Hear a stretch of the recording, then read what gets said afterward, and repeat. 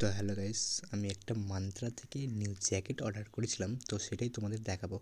চলো শুরু করি। এই আমি আস্তে করে আনবক্সিং করার মজাটাই আলাদা ভাই, যা বলো। চলো শুরু করা যাক। এই খুলে দেওয়া হলো।